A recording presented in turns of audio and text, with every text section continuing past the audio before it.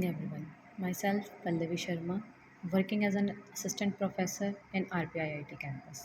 Today, we are going to discuss about psychopharmacological agents.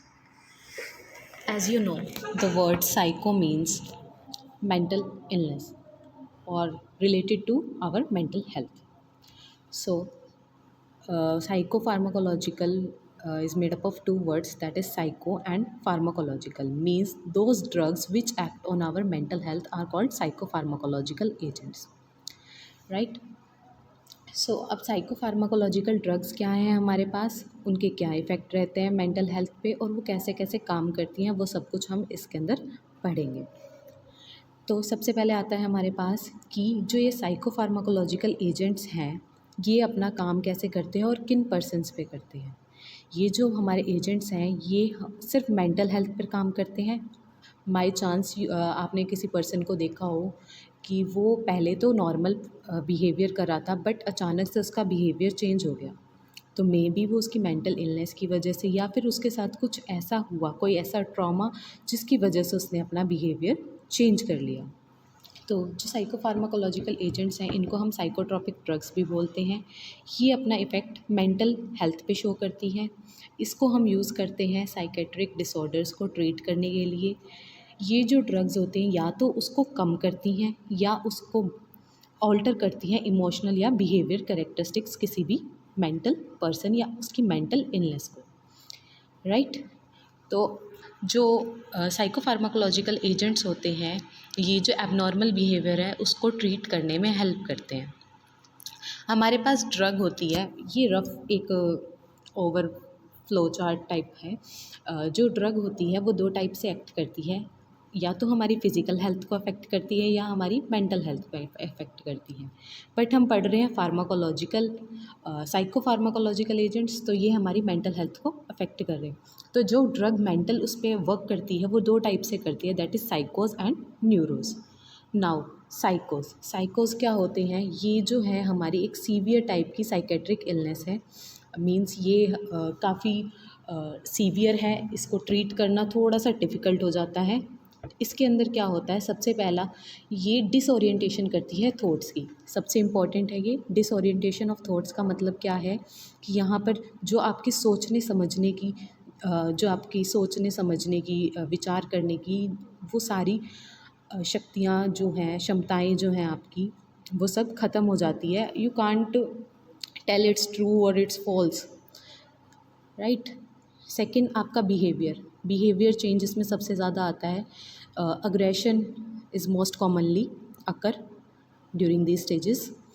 Recognising reality capacity means आप recognize नहीं कर पाते हैं रियलिटी को। मीन्स आप किसी को बता रहे हैं कि मुझे कोई पर्सन दिख रहा है, बट रियलिटी में वो एग्जिस्ट ही नहीं करता, दूसरा पर्सन उस बात को मानेगा ही नहीं, राइट।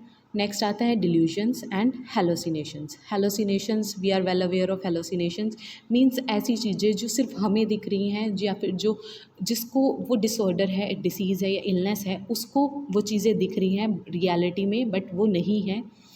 वो दूसरे को बता रहा है कि ये चीज़ें हैं, बट वो रियल में नहीं है। These are hallucinations. तो वो पर्सन जो नॉर्मल लाइफ हम लोग जी रहे हैं, वो उस नॉर्मल लाइफ से थोड़ा अलग हो जाता है, उसको वो नॉर्मल लाइफ नहीं मिल पाती है। तो इसी डिसीज़ को ट्रीट करने के लिए साइकोफार्माकोलॉजिकल एजेंट्स को हम यूज़ करते हैं। नेक्स्ट हमारा साइकोस जो है दो टाइप से होता है। सबसे पहला आता है कॉग्निटिव डिसऑर्डर्स में क्या आता है हमारे पास, डिलीरियम आता है हमारे पास। इसके अंदर क्या होगा, पर्सन जो है वो अपनी ही दुनिया में रहेगा, मीन्स अपना ही उसका एक माइंडसेट होगा, अपने ही चीज़ें होंगी, रियलिटी में वो एग्जिस्ट नहीं करेंगी। नेक्स्ट है डिमेंशिया क्या होता है, लॉस ऑफ मेमोरी। मीन्स उसकी मेमोरी लॉस होनी स्टार्ट हो जाएगी, उस चीज़ें भूलने लग जाएगा। कन्फ्यूजन्स मीन्स एग्जाम्पल के उस पर देखते हैं। तो अगर हम देखें, आपको एक पेन लेना है, तो आप क्या करेंगे, पेन ले लेंगे, आप उसमें कंफ्यूज नहीं होंगे। मीन्स आपको पता है कि आपको ये ब्रांड चाहिए, ऐसी निब चाहिए, पॉइंटेड निब चाहिए, and this is the colour you want. But if a person with mental illness, अगर उसको ये चीज़ करनी होगी तो वो कंफ्यूज हो जाएगा कि मैं ये कलर लूँ, ये पेन लूँ, ये ब्रांड लूँ, वो टोटली कंफ्यूज हो जाएगा उस टाइम पे, राइट। उसके बाद आता है हमारे पास defective memory. Memory means defective memory में क्या आएगा हमारे पास कि जो मेमोरी है उसकी वो वर्क नहीं कर पाएगी उस टाइम पे, अपने डिसीजंस वो है नहीं ले पाएगा। नेक्स्ट आता है हमारे पास फंक्शनल डिसऑर्डर। फंक्शनल डिसऑर्डर्स में इसका कोई भी स्पेसिफिक कॉज हमें नहीं पता होता, ठीक है। इसके अंदर सबसे पहले इमोशंस को ये इफ़ेक्ट करता है, मींस पर्सन के इमोशन सबसे पहले इफ़ेक्ट होते हैं इसके अंदर, सेकंड थॉट्स इफ़ेक्ट होते हैं, एंड लास्ट बिहेवियर ऑल्ट्रेशन, उसके बिहेवियर में बहुत सारे चेंजेस शो होने लग जाते हैं। नेक्स्ट आता है हमारे पास न्यूरोज। न्यूरोज क्या है, ये लेस सीरियस है एज़ कम्पेयर टू साइकोज। इसके अंदर जो रियलिटी चेकिंग एबिलिटी है पेशेंट की वो थोड़ी सफ़र हो जाती है, मींस वो रियलिटी को एक्सेप्ट नहीं कर पाता और अपनी चीज़ें बनाना शुरू कर देता है। लाइक हमें सब ने ये देखा है, डोरेमोन कार्टून बहुत फेमस है, उसमें जो नोबिता होता है उसको डोरेमोन दिखता है, मीन्स वो उसकी अपनी सोचने समझने की शक्ति थी कि वो उसको वो चीज़ फील हो रही है, बट रियलिटी में वैसी कोई चीज़ एग्जिस्ट नहीं कर रही थी। तो न्यूरोज है, इसका सबसे पहला टाइप आता है एनजाइटी। एनजाइटी क्या होता है, एनजाइटी एक ऐसा डिसऑर्डर है जिसके अंदर यू फील स्वेटिंग आना, घबराना, घबराहट होना, ये सब कुछ एनजाइटी है, ठीक है। सेकंड आता है हमारे पास फोबिक स्टेट। फोबिक स्टेट क्या होता है, फोबिया, सबको पता है कि फोबिया क्या होता है। फोबिया में means you are aware of some threats, कि आपको पता है कि आपको इस चीज़ से डर लगता है, किसी को ऊंचाई से, किसी को नीचाई से डर लगता है, किसी को पानी से, आग से, तो वो एक फोबिक स्टेट होती है। वो भी हमारी मेंटल हेल्थ मतलब हमारे माइंड में सेट होता है कि ये हमें इस चीज़ से डर लगता है। नेक्स्ट आता है OCD. OCD is obsessive compulsive disorder. Obsessive compulsive disorder में क्या होगा कि पर्सन उसी चीज़ को बार बार रिपीट करना शुरू कर देगा। मीन्स अगर कोई हाइजीनिक पर्सन है तो वो कहीं भी टच करेगा या उसको कोई टच करेगा तो वो हैंड वॉश करता रहेगा जब तक उसको ये ना लगे कि अच्छे से साफ़ हो गया है। देन आता है रिएक्टिव डिप्रेशन। रिएक्टिव डिप्रेशन में क्या होगा कि वो पर्सन जो है हर छोटी छोटी बात पर रिएक्ट करना स्टार्ट कर देगा।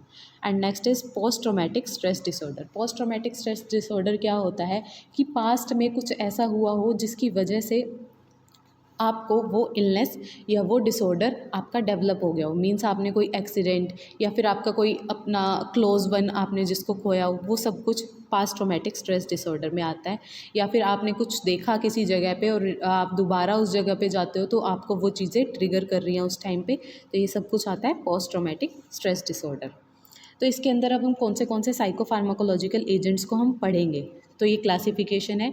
सबसे पहले एंटी एंजाइटी एजेंट्स, ये सब कुछ हम इससे नेक्स्ट वीडियोज़ में आप सबको क्लियर करेंगे।